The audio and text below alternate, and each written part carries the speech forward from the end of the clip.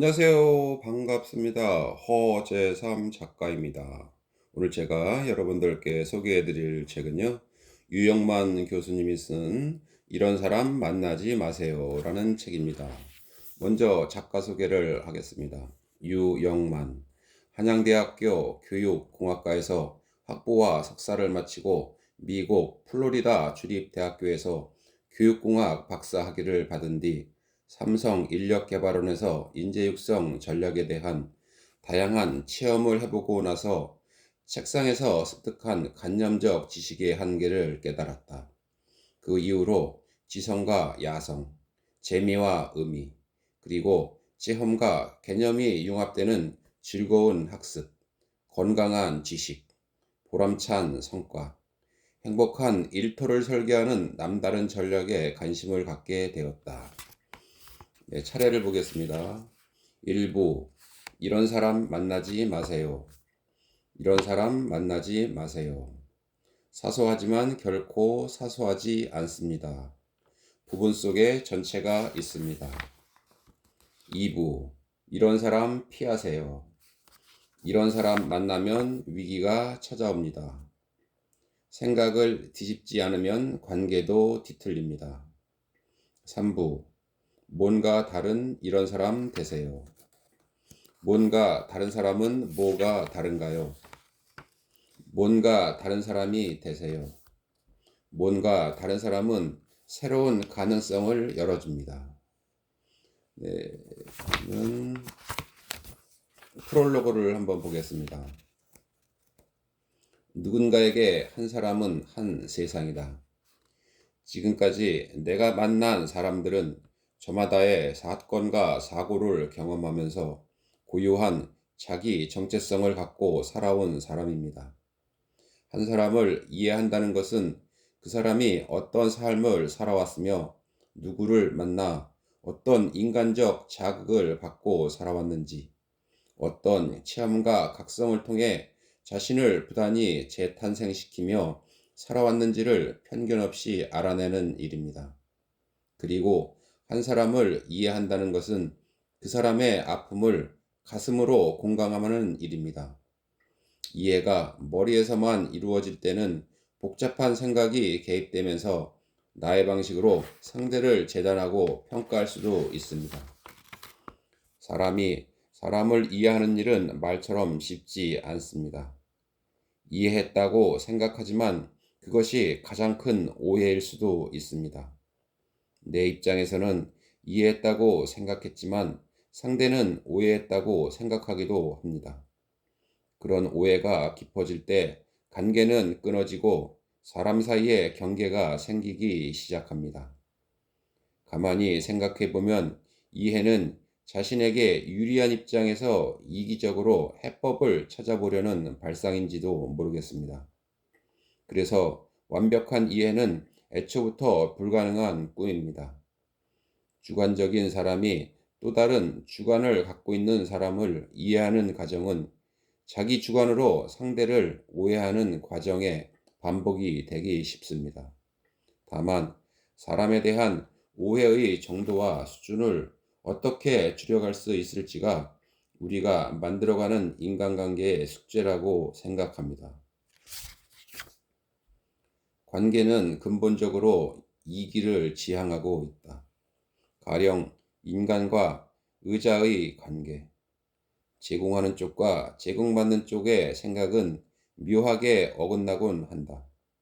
말하자면 우리는 의자에게 체온을 주었다 여기지만 의자가 기억하는 건 무게이다. 이규리의 돌려주시지 않아도 됩니다에 나오는 말입니다. 인간관계도 이렇지 않을까요?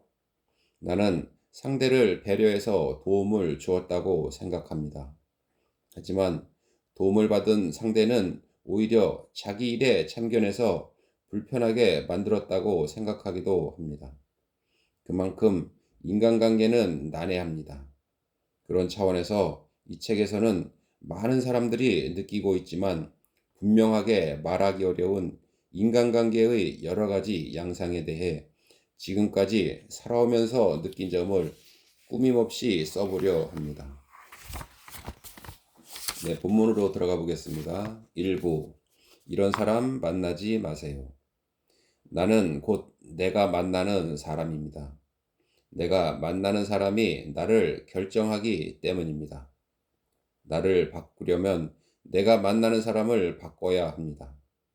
어떤 만남은 나를 성장시키고 큰 즐거움을 주지만 어떤 만남은 쓸쓸함과 깊은 자존감을 안겨줍니다. 만나면 안 되는 이런 사람은 나도 이런 사람이 될 수 있다는 의미입니다. 이런 사람을 보고 비난하기 전에 나도 이런 사람이 아닌지 뒤돌아볼 때 나와 너는 좋은 사이가 됩니다. 이타심은 이기심이다. 그러나 이기심은 이타심이 아니다. 황지의 시집 개눈 속의 연꽃에 실린 산경이라는 시의 한 구절입니다. 호기심과 기대를 갖고 사람을 만나지만 그 관계가 이해타산으로 이어지면 사람을 대하는 자세와 태도도 달라집니다. 어긋난 관계는 사람을 지치게 합니다. 첫 만남의 출발이 어떠했는지요? 이타심이었는지요? 이기심이었는지요? 내가 나를 위하는 행위는 우선은 이익인 것처럼 보이지만 모래 위에 돌멩이를 던진 것처럼 그 파장이 미미합니다. 저 사람을 위하겠다고 생각하고 행한 일들이 돌고 돌아 호수 위에 물 동그라미처럼 번지고 번지는 일을 경험하기도 합니다. 남을 행복하게 해주는 게 진정한 예술이다. 영화 위대한 쇼맨에 이런 주옥 같은 대사도 있습니다. 이타적 베풀기는 결국 나의 행복을 담보하는 이기적인 행위입니다. 처음에 이타적 마음으로 시작했던 관계가 어느 지점에서 방향을 잃은 것일까요? 어느 정도 노력하고 상대를 안다고 착각하는 순간 그동안 공들여 쌓았던 관계에 금이 가기 시작합니다. 관계가 공허해지는 것은 서로를 모르기 때문이 아니다. 안다고 착각하기 때문이다. 대부분의 경우 상대방이 향하는 방향만 볼 뿐 그가 어떤 지하수를 길어 올리는지 알려고 하지 않는다. 누군가를 안다는 것, 진실한 관계를 맺는다는 것은 자신의 편견을 깨고 그와 함께 계단 끝까지 내려가는 숙제를 하는 것이다. 유시와의 좋은지 나쁜지 누가 아는가에 나오는 말입니다. 깊이 생각한 숙고 끝에 상대를 이해하거나 판단하지 않고 우리는 단편적 현상이나 모습만 보고 결론을 내립니다. 그것도 자신에게 유리하거나 도움이 되는 방향으로 결론을 내립니다. 그리고 여지없이 그렇게 생각해 버립니다. 상대가 왜 그렇게 행동할 수밖에 없었는지를 깊이 생각하지 않고 드러난 행동으로만 판단하는 순간 관계에 대한 오해에 싹이 트고 서로 상처를 주고받기 시작합니다. 또 친밀한 관계라고 하더라도 어느 순간부터 한 사람이 다른 사람의 안색을 살피고 눈치를 보기 시작하면 관계는 금이 가기 시작합니다. 겉으로 들리는 육성보다 들리지 않지만 몸으로 전해지는 울림과 파장을 고요 속에서 감내해낼 때 관계의 깊이와 수준을 알 수 있습니다. 관계 속에서 힘들고 지치는 또 다른 이유는 사람 사이에 사랑이 식어가면서 애정어린 호기심과 상대에 대한 물음표가 실종되기 때문입니다. 이런 사람 만나지 마세요에는 만나면 반드시 피해를 주는 기피 대상 인물의 10가지 유형이 있습니다. 기막힌 사람, 필요할 때만 구하는 사람, 나뿐인 사람, 365일 과시형, 많은 문 중에서 말문 막는 사람, 과거로 향하는 꼰대, 감탄을 잃은 사람, 책을 읽지 않고 책 잡히는 사람, 단점만 지적하느라 장점을 볼 시간이 없는 사람, 대접받고 은혜를 저버리는 사람입니다. 그런데 자칫 방심하면 나도 한순간 이런 사람의 부류에 속할 수 있는 위기는 언제나 잠재하고 있습니다. 필요할 때만 구하는 사람. 필요할 때만 찾아오면 필요한 걸 얻을 수 없습니다. 그는 모든 인간관계를 거래로 봅니다. 아니, 사람 자체를 필요한 것을 얻기 위한 자원으로 바라봅니다. 그래서 그는 언제나 필요할 때만 나타납니다. 정작 내가 필요할 때 그는 시선을 회피하거나 필요한 자리에 없습니다. 지난 여름에도 나는 이런 사람에게 장문의 메일을 한 통 받았습니다. 내 도움이 꼭 필요하다는 간절한 내용이었습니다. 나는 고심 끝에 아주 짧게 답장을 썼습니다. 필요할 때만 연락하면 필요한 걸 얻을 수 없습니다. 그에게서 긴 사과문을 받았지만 마음이 썩 유쾌하지는 않았습니다. 그런 메일을 보내는다라고 속 시원한 것만은 아니기 때문입니다. 그는 자신의 이익이 충족되면 언제든 떠나는 사람입니다. 자신의 목적 달성을 위해 필요한 순간에만 잠시 나타나는 사람입니다. 필요한 걸 얻어내면 그만입니다. 그에게는 인간관계도 늘 거래의 연속입니다. 가끔씩 느닷없이 카톡이나 문자 메시지가 옵니다. 경조사는 기본이고 자신이 최근에 무슨 일을 하나 기획하고 있는데 거기에 대해 조언을 해달라는 부탁입니다. 부탁하는 사람은 나를 잘 알지만 직업상 나는 그를 언제 만났는지 기억조차 잘 나지 않습니다. 그런데 그는 나를 아주 잘 아는 사람처럼 다가옵니다. 그럴 때마다 나는 고민하지 않을 수 없습니다. 그렇게 다가왔다가 필요한 걸 얻어내면 이내 사라지기 때문입니다. 솔직히 자신이 필요할 때만 나타나는 그들의 태도에 인간적 피로감을 느낍니다. 사람은 도움을 주고 받아야 살 수 있습니다. 혼자서 모든 것을 해결하면서 살 수 있는 사람은 없습니다. 모든 생명체는 그래서 의존적이며 관계 속에서 자신의 존재 이유를 결정하며 살아갑니다. 그런데 어떤 사람은 자신에게 도움이 필요할 때만 찾아옵니다. 그 필요가 충족되면 소식을 끊고 살다가 다시 뭔가가 필요해지면 뻔뻔하게 다시 찾아와 도움을 요청합니다.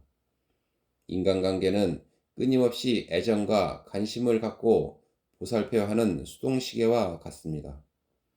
애정과 관심이 식으면 관계에는 넘을 수 없는 경계가 생깁니다. 필요할 때만 찾아와 부탁하면 결코 필요한 걸 얻을 수 없습니다. 인간관계는 필요로 맺어지는 계약관계가 절대 아니기 때문입니다. 필요로 맺어진 인간관계는 필요가 없어지면 관계도 끊길 수밖에 없습니다. 끊어진 인간관계를 필요한 게 생길 때 다시 이어나가려고 시도하지만 관계 회복은 생각보다 쉽지 않습니다. 필요가 없는 사람은 없습니다. 사람은 사람을 필요로 합니다. 의지하면서 의지를 불태우는 게 사람이기도 합니다. 모든 사람은 자신이 갖고 있지 못한 것을 다른 사람에게 얻어서 살아가야 합니다. 다만 얌체처럼 자신에게 필요한 것이 생길 때만 도움을 부탁하지 말자는 이야기입니다. 과거로 향하는 꼰대. 꼰대는 과거로 돌아가려고 하고 리더는 미래로 향합니다. 지금 여기서 살고 있지만 언제나 그의 거처는 과거입니다. 그때가 정말 좋았었는데 좋은 시절 다 갔다고 합니다. 그때는 정말 재미있었는데 지금은 힘든 일만 반복된다고 불평들을 합니다. 그 옛날에 술 마시면서 주고받던 대화도 끊임없이 되풀이 됩니다. 10년, 20년이 훌쩍 지나고 세상도 많이 변했는데 생각이나 경험은 아직 과거에 머물러 있습니다. 과거의 경험이라는 것도 지금 또는 자신이 꿈꾸는 미래에 비추어 각성되는 경우가 많습니다. 내가 원하는 방향으로 과거가 언제나 다시 태어납니다. 하지만 지금 여기서 그것이 어떤 의미가 있는지를 모르고 왜 시대착오적 발상인지를 깨닫지 못한다는 게 문제입니다. 옛날만 들먹이는 사람들이 모인 곳에는 미래가 없습니다. 현재도 없습니다. 달콤한 향수와 아련한 추억에만 흠뻑 젖어 있을 뿐입니다. 그러다 보니 현실 인식과 미래 전망이 없습니다. 경험을 지속적으로 갱신하지 않고 과거의 경험에 매몰되어 있으면 위험한 꼰대가 될 수밖에 없습니다. 근거 없는 이상향에 기거하는 그들은 현실 세계에서 퇴치해야 할 첫 번째 타깃이 될 수밖에 없습니다. 어떤 모임에 가면 과거 이야기로 꽃을 피웁니다. 그것도 한두 번이 아니고 매번 만날 때마다 예전에 자신들이 생각하고 행동했던 추억에 빠집니다.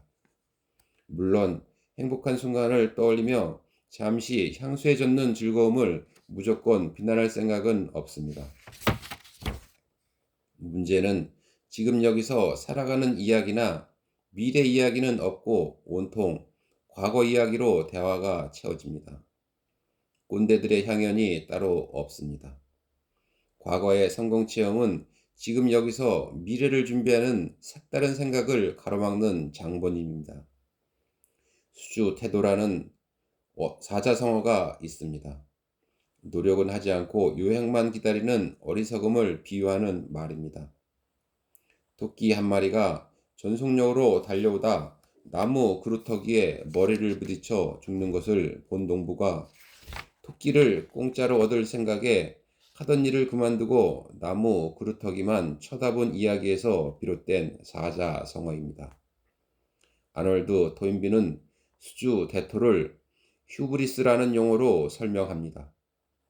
과거 정치 권력을 잡은 창조적인 소수 집단이 상황이 판이하게 바뀌었는데도 과거의 성공 체험을 반복하려다 도리어 사회를 후퇴시키는 것을 일컫는 말입니다. 과거의 추억은 상상력의 재료가 되기도 하지만 지나치게 매몰될 경우 현재와 미래까지 삼켜버립니다. 과거의 성공 체험에 매몰될수록 새로운 환경에 적응하려는 낯선 생각을 품지 않기 때문입니다. 이런 사람 만나면 위기가 찾아옵니다. 장인은 질문이 많은 사람입니다. 이 일을 어제보다 잘하는 방법은 무엇일까?